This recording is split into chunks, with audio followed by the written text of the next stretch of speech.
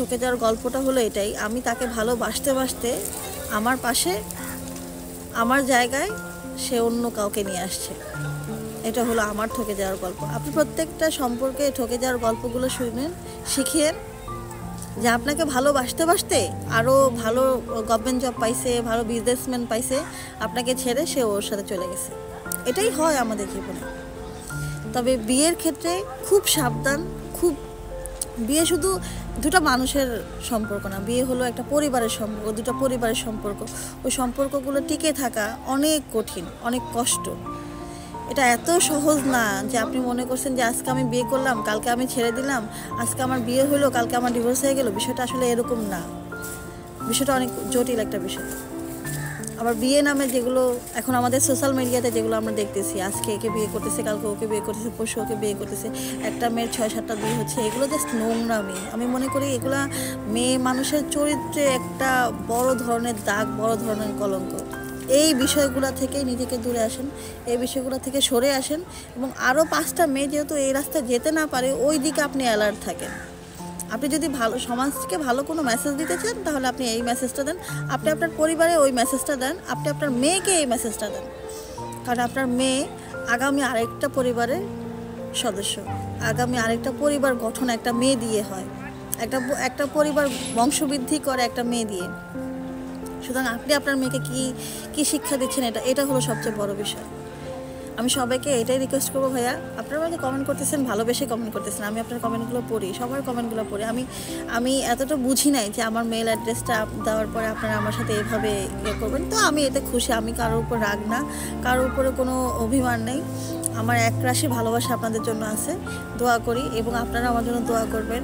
দেখেন, পার্সোনাল বিষয়গুলো হয়তো পার্সোনাল, কিন্তু সবসময় আমি দেখছি যে আমি আপনাকে একটা ভিডিওতে হয়তো বা বলছি যে আমরা ওই মানুষগুলোকে এত বেশি প্রায়োরিটি দিয়ে ফেলি যে তারা আমার সাথে অত্যাচার করতেছে, এটা আমি সহ্য করতেছি, সহ্য করার পর সহ্য করতে করতে করতে করতে সহ্য যখন করতে আর পারতেছি না, তখন মানুষের কাছে বিচার করতে চাই, মানুষের কাছে ন্যায় জাস্টিস চাই। কিন্তু ন্যায় জাস্টিসটা তো আমার কাছেই ছিল, আমি আমার ন্যায় জাস্টিসটাকে ধ্বংস করে ফেলছি। আমি আমার ন্যায় জাস্টিসকে, আমার সাথে খারাপ ব্যবহার করার সম্পূর্ণ প্রায়োরিটি তাকে দিছি, এই জন্য এটা হয়েছে। তো সুতরাং সবাইকে এই রিকোয়েস্টটা করব, বিয়ে এই সম্পর্কগুলো থেকে না, সন্তান হয়ে যাওয়ার পর আর চিন্তাও করবেন না। প্রত্যেকটা আপুকে আমি হাম্বলভাবে রিকোয়েস্ট করব, হাত জোর করে রিকোয়েস্ট করব, আপু যদি আপনি সিঙ্গেল হন তাহলে ঠিক আছে, আপনি ডিভোর্সের পরে আবার সেকেন্ড টাইম শুরু করতে পারেন। কিন্তু কোনো পুরুষ মানুষ একটা বিবাহিত মেয়েকে বা একটা বিধবা মেয়েকে বা একটা ডিভোর্সি মেয়েকে সহজে গ্রহণ করতে চায় না। একটা গ্লাস যেরকম ভেঙে গেলে একটা ফাটার দাগ রয়ে যায়, আপনি যতই জোড়া দেন, যতই অ্যাডজাস্টমেন্ট দেখান, যত ভালোবাসা দেখান, কিন্তু ওই সেম টাইম ওইটাই আপনার ফাটলটা আপনি পাবেনই, ফাটলটা আসবেই, ফাটলের দাগটা আপনাকে দেখাবেই। এটাই হলো আমাদের জীবন, আমাদের সমাজ। আমরা সমাজের ঊর্ধ্বে না, আমরা সমাজের বাহিরে না। তবে সবাইকে এই মেসেজটাই দিব, আমার ভাইয়া আমাকে ভালোবাসেন বিধায় কমেন্ট করেন, ভালোবাসেন বিধায় আমার দায়িত্ব নিতে চান। আমার দায়িত্ব নিতে হবে না ভাই, আমি তিনটা প্রফেশনে আছি। আমি একজন ভালো বিউটিশিয়ান, ভালো কতটুকু যায় না, কাজের মাধ্যমে প্রকাশ করি হয়তোবা।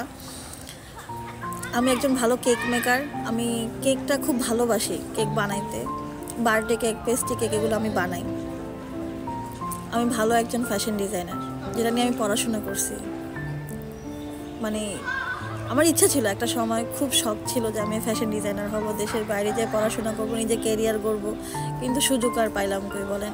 ভাগ্য যতটা আপনার এখানে লেখা আছে ঠিক ততটাই পাবেন, বিশ্বাস করেন। আপনি হাবড়ি থাবড়ি খেয়ে যত দিকেই যান না কেন, আপনি কিছু করতে পারবেন না ভাই, যদি আপনার নসিবে না থাকে। রিজিককে বিশ্বাস করেন। আর সবাইকে অনেক ধন্যবাদ। দ্বিতীয়বার বিয়ের কথা বা বিয়ের কোনো কমেন্ট করবেন না। আমি এখন থেকে আপনাদের কমেন্টগুলোই আপনাকে রিপ্লাই করে দেখাবো। আসসালামু আলাইকুম everyone, hope you all doing fine. আজকে আপনাদের এই ভিডিওটা সম্পূর্ণ আপনাদের জন্য, যারা আমাদেরকে প্রতিনিয়ত কমেন্ট করেন। তো যে সকল আপু এবং ভাইয়ারা আমার কমেন্ট করেন তাদেরকে অবশ্যই ধন্যবাদ। কিন্তু কিছু ভাইয়া আমার মেইলে, আমি কোনো একটা ভিডিওতে কোনো একটা কমেন্ট সেকশনে আমি আমার মেইল অ্যাড্রেসটা দিয়েছিলাম, তো ও মেইল অ্যাড্রেসটা দেওয়ার পর থেকে আমার প্রচুর মানুষ মেইল করেন, প্রচুর মানুষ কমেন্ট করেন যে আপু বিয়ে করতে চাই, আপনার মতামতটা কী, আপনার অনুভূতি কী। তা আমি কমেন্টটা আপনার দেখাচ্ছি, এখানে আপনি দেখতে পাচ্ছেন কিনা বুঝতে পারবো না, কিন্তু আমি কমেন্টটা দেখাচ্ছি। আমার এখানে নেট কানেকশন পাচ্ছি না। যাই হোক, আমার বিয়ে করার অনুভূতিটা কি। তো বিয়ে করার অনুভূতিটা কি আমি সেটা বলার আগে আরেকটা কথা বলি। বিশ্বাস করেন, আমার এখন আর কোনো মানুষের প্রতি বিশ্বাস, ভরসা, ভালোবাসা, মায়া কাজ করে না। আমি ঠকতে ঠকতে ঠকতে ঠকতে এমন একটা জায়গায় এসে ঠেকছি, আমার এখন আর কোনো মানুষের প্রতি কোনো অনুভূতি কাজ করে না। আপনি প্রায় ঠকে যাওয়ার যেসব মানুষ ঠকে গেছে সম্পর্কে, ওইসব মানুষের গল্পগুলো একটু শুনিয়েন, তাহলে আপনি বুঝতে পারবেন যে ঠকে যাওয়াটা যে আসলে কত কষ্টের, কত যন্ত্রণার। এই যন্ত্রণাটা শুধু ওই মানুষটাই ফিল করতে পারে, পৃথিবীর কেউ এই যন্ত্রণাটা ফিল করতে পারে না।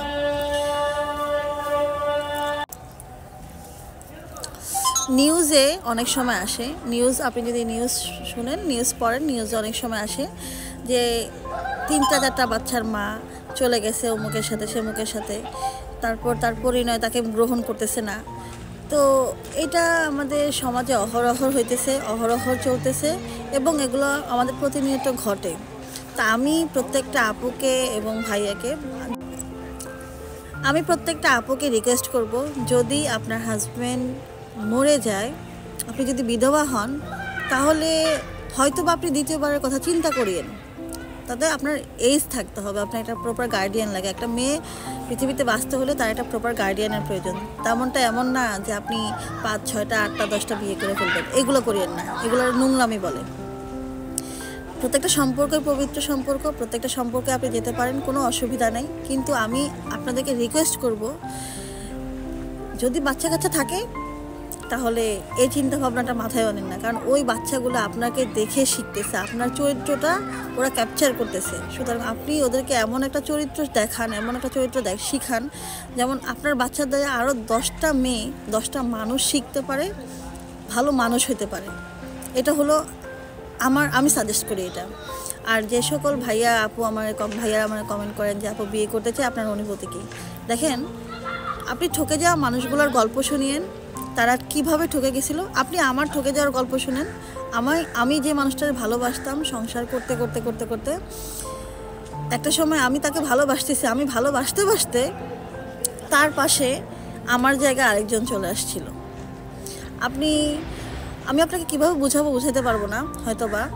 আমার হাজব্যান্ডের চোখে তখন তার ছোট ভাইয়ের বউ বিয়ে করছে, দেখা দেয় না। তো সে আপনার হুজুর, সে বিয়ে করছে ওরকম মাদ্রাসার মেয়ে, যারা সচরাচর বাহিরে আসে না, দেখা দেয় না। তো তার সাথে তার ওয়াইফের ক্যারেক্টার মিলে গেছে।